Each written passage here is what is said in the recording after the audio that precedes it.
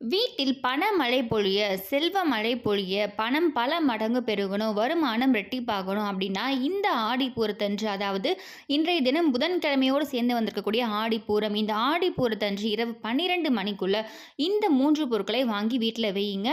கட்டாயமாக வீட்டில் செல்வ மழை பொழிய ஆரம்பிக்கும். ஸோ அந்த 3 முக்கியமான மங்கள பொருட்கள் என்ன? அதே மாதிரி அந்த பொருட்களுக்கு பின்னாடி என்ன அப்படி ஒரு விசேஷம்? இது எல்லாமே டீட்டெயிலாக பதிவில் பார்க்கலாம். ஸோ வீடியோ கண்டிப்பாக யூஸ்ஃபுல்லாக இருக்கும். ஸ்கிப் பண்ணாமல் ஃபுல்லாக பாருங்கள். அதுக்கு முன்னாடி இது வரைக்கும் பிரணவ் சமையலறை சப்ஸ்கிரைப் பண்ணல ஃபர்ஸ்ட் டைம் பார்க்குறீங்க அப்படின்னா மறக்காம சேனலை சப்ஸ்கிரைப் பண்ணிக்கோங்க. பக்கத்தில் இருக்க பெல் ஐக்கனை கிளிக் பண்ணிக்கோங்க. ஸோ தட் நம்ம போடுற ஆன்மீக தகவல்கள் நீங்கள் மிஸ் பண்ணாமல் பார்க்கலாம். உங்களுக்கு நோட்டிஃபிகேஷன்ஸ் வரும். ஆல்ரெடி நம்ம ஆடி பூரத்தன்று கோவிலுக்கு என்ன வாங்கி தரணும் இது எல்லாமே டீட்டெயிலாக பதிவில் பார்த்தாச்சு. ஸோ அந்த வீடியோட லிங்க்கும் வீடியோட எண்ணில் டிஸ்கிரிப்ஷனில் கொடுக்குறேன். விருப்பம் இருக்குது, டைம் இருக்கவங்க அதையும் போய் செக் பண்ணி பாருங்கள். ஸோ இப்போ இந்த பதிவில் நம்ம வீட்டில் ஆடி பூரத்தன்று வாங்க வேண்டிய முக்கியமான 3 மங்கள பொருட்கள் என்ன அதை பற்றி தான் நம்ம பார்க்க போகிறோம். பொதுவாகவே ஆடி மாதத்தில் அம்பாள் வழிபாடு பருவமழையை மட்டும் கொடுக்காது, நம்ம வீட்லேயுமே செல்வ மழையை கொடுக்கக்கூடிய ஒரு மாதம் அப்படின்னு சொல்லுவோம். அப்படி செல்வ மழை பொழியணும் அப்படின்னா நம்மளுடைய அம்பாளுடைய மனசு குளிர வைக்கக்கூடிய 3 மங்கள பொருட்கள் இருக்குது. அதை நீங்கள் வாங்கி வைத்து இன்றைய தினம் வழிபாடு செய்தாலே கட்டாயம் உங்கள் வீட்டில் செல்வ மழை பொழிய ஆரம்பிக்கும். ஸோ அந்த 3 பொருட்கள் என்ன அப்படின்னு பார்த்தீங்கன்னா, 1 காதோலை கருகமணி. இந்த காதோலை கருகமணி பார்த்தீங்கன்னா உங்களுக்கு நாட்டு மருந்து கடைகளில் கிடைக்கும். 2வது கண்ணாடி வளையல். கண்ணாடி வளையல் நீங்கள் என்ன கண்ணாடி வளையல் வாங்கினாலும் சரி, அந்த கண்ணாடி வளையல் உடையாமல் இருக்க மாதிரி பார்த்து நீங்கள் வச்சு வழிபாடு செய்யுங்க. அடுத்து 3வது மருதாணி. இது நீங்கள் கோன் வைக்கிறீங்க பார்த்தீங்களா, அந்த ஹென்னா அதுவும் நீங்கள் யூஸ் பண்ணிக்கலாம். அப்படி இல்லைன்னா மருதாணி இலை இருக்குது, அதை அரைச்சி வைக்கிறீங்கனாலும் சரி, எதுவாக இருந்தாலும் ஓகே. மருதாணியும் நீங்கள் இன்றைய தினம் வைத்து வழிபாடு செய்யணும். இன்றைய தினம் அம்மனுக்கு வளைகாப்பு அப்படின்றதுனால கட்டாயமாக நம்ம வளையல் வாங்கணும். ஸோ இந்த வளையல் வாங்கி கொடுக்கறதுனாலேயே நம்ம பெண்களுக்கு எப்பொழுதுமே ஒரு மகிழ்ச்சி கிடைக்கும். அதே மாதிரி தான் அம்மனுக்கும் பார்த்தீங்கன்னா நீங்கள் வளையல் வாங்கி வைத்து வழிபாடு செய்கிறதுனால அம்மனுக்கும் ரொம்ப சந்தோஷமாக மகிழ்ச்சியாக நீங்கள் என்ன கேட்குறீங்களோ அதை கொடுப்பாங்க. அதே மாதிரி தான் திருமணம், வளைகாப்பு இந்த மாதிரி எந்த ஒரு ஃபங்க்ஷனாக இருந்தாலும் சரி, அதில் நம்ம ரொம்ப மனசுக்கு ரொம்ப சந்தோஷமாக மகிழ்ச்சி தரக்கூடிய ஒரு பொருள்னு பார்த்திங்கன்னா மருதாணி. பெண்களுக்கு இந்த மாதிரி விசேஷமான நாட்களில் மருதாணி வைக்கிறது ரொம்ப பிடிக்கும். ரொம்ப மனதுக்கு சந்தோஷத்தையும் அது கொடுக்கும். ஸோ அப்படிப்பட்ட இந்த மருதாணி இலை எதுவாக இருந்தாலும் ஓகே, அதை நீங்கள் அம்மனுடைய படத்துக்கு முன்னாடி வைத்து வழிபாடு செய்து முடிச்சுட்டு வீட்டில் இருக்கக்கூடிய பெண்கள் அந்த மருதாணியை நீங்கள் கையில் வச்சு வழிபாடு செய்யலாம். ஸோ இந்த மாதிரி நீங்கள் கையில் வச்சுட்டு தான் வழிபாடு செய்யணுமா அப்படி இல்லை, நீங்கள் பூஜையில் வைத்து வழிபாடு செய்து முடிச்சதுக்கப்புறமா நீங்கள் உங்களுடைய கைகளில் அந்த மருதாணியை வச்சுக்கலாம்.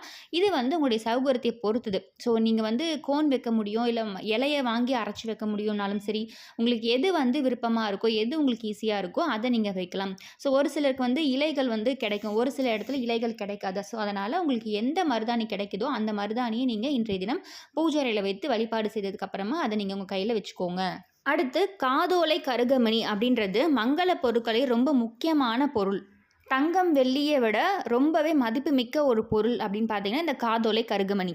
இந்த காதோலை கருகமணிக்கு அப்படி என்ன ஒரு ஸ்பெஷல் இருக்குது, இந்த காதோலை கருகமணியை நம்ம ஏன் பயன்படுத்தணும், அதுக்கு பின்னாடி இருக்கக்கூடிய ரகசியம் என்ன அப்படின்றத நம்ம இந்த நாளில் பார்க்கலாம். அந்த காலத்தில் எல்லாமே தங்கம் எல்லாமே கிடையாது. அதுக்கு பதில் பனை ஓலையில் செய்யப்பட்ட தாலி தான் பெண்கள் எல்லாமே கழுத்தில் தாலியாக போட்டுட்ருப்பாங்க. இந்த காய்ந்த பனை ஓலையில் இன்னாருடைய மகனை இன்னாருடைய மகளை திருமணம் செய்து வைத்ததாக அப்படின்னு சொல்லி எழுதி அதை சுருட்டி ஒரு கயிற்றில் கட்டி அதை தாலியாக கழுத்தில் போட்டுட்டு இருந்தாங்க. பனை ஓலைக்கு இன்னொரு பெயர் தான் தாள ஓலை. தாள ஓலையில் செய்கிறதுனால தான் அது நம்ம தாலி அப்படின்னு சொல்லிட்டு இருக்கோம். அவ்வளோ முக்கியத்துவம் வாய்ந்த தாலி பயன்படுத்தப்பட்ட ஓலை தான் பனை ஓலை. இந்த பனை ஓலையோடு சேர்த்து கருகமணியும் அதில் ஆட் பண்ணி அந்த கருகமணியும் அதில் சேர்த்து கழுத்தில் மாட்டிக்கொள்வாங்க. அதே மாதிரி தான் பனை ஓலையில் செய்யப்பட்ட கம்மலை தான் காதலியுமே போட்டு வருவாங்க. காது குத்துனதுக்கு அப்புறமா அந்த ஓட்டையில் பனை ஓலையை சொருகி வச்சுருப்பாங்க. இன்கேஸ் அந்த ஓட்டை பெருசாகணும்னா அந்த ஓலை கொஞ்சம் விரிச்சா மாதிரி மாட்டியிருப்பாங்க. ஸோ இதை தான் நான் அந்த காலத்தில் கம்மல் அப்படி போட்டுட்டு இருந்தாங்க. இதுதான் அந்த காலத்து கம்மல். அதே மாதிரி தாள ஓலையில் செஞ்ச காதோலை அப்படின்னு சொல்லுவோம். தாள ஓலைனா பனை ஓலை. ஸோ இதையும் நான் உங்களுக்கு ஆல்ரெடி சொல்லியிருக்கேன். ஏன் நம்ம இதை பற்றி இவ்வளோ டீட்டெயிலாக சொல்கிறோம் அப்படின்னு பார்த்தீங்கன்னா, அந்த காலத்தில் ஓலையில் செய்யப்பட்ட ஆபரணங்களுக்கு ரொம்பவே முக்கியத்துவம் கொடுக்கப்பட்டது. ஸோ அந்த பொருட்களை எல்லாமே வழிமுறையாக இந்த மாதிரி அம்பாள் வழிபாடு செய்யும் பொழுது அதை வைத்து வழிபாடு செய்வாங்க. இது எல்லாமே மறக்கக்கூடாது அப்படின்றதுக்காக. ஸோ இப்போ இருக்கக்கூடிய காலகட்டத்தில் காதோலை கருகமணி இந்த மாதிரி பெயர் சொன்னோன்னா அது நிறைய பேருக்கு தெரியறதா இல்லை. ஸோ இந்த தலைமுறையிலுமே பார்த்தீங்கன்னா இன்னும் ஒரு சிலர் பார்த்தீங்கன்னா இந்த காதோலை கருகமணி எல்லாமே வழிபாட்டின் பொழுது வாங்கி வைத்து பூஜை அறையில வைத்து வழிபாடு செய்வாங்க. ஒரு சிலருக்கு இது தெரியாம இருக்கலாம். ஒரு சிலருக்கு இது தெரிஞ்சிருக்கும். ஸோ அந்த காலத்துலேருந்து பயன்படுத்தக்கூடிய அம்பாள் வழிபாட்டுக்கு ரொம்ப முக்கியத்துவம் வாய்ந்த ஒரு பொருள் அப்படின்னா, இந்த காதோலை, கருகமணி இது எல்லாமே. ஸோ அத நீங்க இதுவரைக்கும் வாங்குனதில்ல, இதுவரைக்கும் இந்த மாரி பேர் கேள்விப்பட்டதில்ல, இதோட ஒரு வரலாறு என்ன அப்படின்னு தெரியாம இருந்துச்சுன்னா, இந்த பதிவு கண்டிப்பா உங்களுக்கு யூஸ்ஃபுல்லா இருக்கும்னு நெனைக்கிறேன்.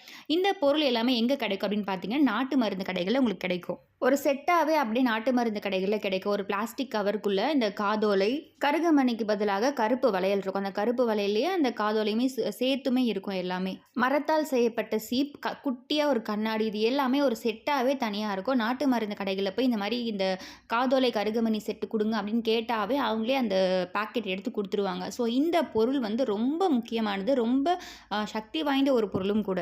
இந்த பொருள வாங்கி வைத்து நீங்க வழிபாடு செய்றதுனால, உங்களுடைய செல்வ நிலை உயர ஆரம்பிக்கும். செல்வ செழிப்பு ரொம்ப அதிகமா முன்னேற்றத்த வந்து நீங்களே கண்கூடா பார்க்க ஆரம்பிப்பீங்க. பொருளாதார நிலை முன்னேறும்.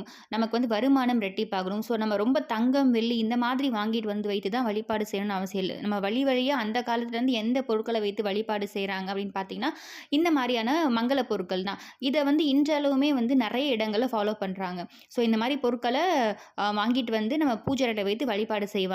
ஸோ இந்த பொருள் வந்து உங்களுக்கு நான் அடுத்தடுத்த பதிவுகள்ல உங்களுக்கு வந்து எப்படி இருக்கும் அப்படின்றதையும் காமிக்கிறேன். ஸோ இப்போ இந்த பொருள் அப்படின்றது ஏன் நம்ம குறிப்பா சீக்கிரமா சொல்லியிருக்கேன்னு பார்த்தீங்கன்னா, இந்த மங்கல பொருட்கள் ரொம்ப முக்கியமான பொருட்கள். இத நீங்க இன்றைய தினம் கட்டாயமா வாங்கி வழிபாடு செய்யணும் அப்படின்றதுக்காக தான். இந்த வழிபாடு மட்டும் இல்லாம, எப்போ எல்லாமே நீங்க வந்து அம்மன் வழிபாடு செய்றீங்களோ, எப்போ எல்லாமே ஒரு ஒரு பூஜை செய்றீங்களோ, அப்ப எல்லாமே அந்த செட்ட வந்து நீங்க அப்படியே வைத்து வழிபாடு செய்யலாம். ஸோ இன்றைய தினம் மட்டும் இல்லாம, உங்களுடைய வழிபாடுகள் அனைத்திலுமே இந்த செட்டு வந்து எப்பொழுதுமே இருக்கா மாரி பார்த்துக்கோங்க. ரொம்ப முக்கியமான ஒரு மங்கல பொருள். ஸோ நம்ம அத பத்தி அடுத்தடுத்த பதிவுகள தனியாவே உங்களுக்கு ஒரு பதிவாவே சொல்றேன். ஸோ நம்மளுடைய முன்னோர்கள் பார்த்தீங்கன்னா, அந்த காலத்துல அவங்க பயன்படுத்திய பொருட்கள தான் இறைவனுக்குமே படைத்து வழிபாடு செய்வாங்க. அவங்க பயன்படுத்தின அந்த பொருட்கள தான் நம்ம பயன்படுத்தக்கூடிய அந்த பொருட்கள் தான் இறைவனையோட அம்சத்தையுமே அவங்க வந்து கண்கூடா பார்க்க ஆரம்பிச்சாங்க.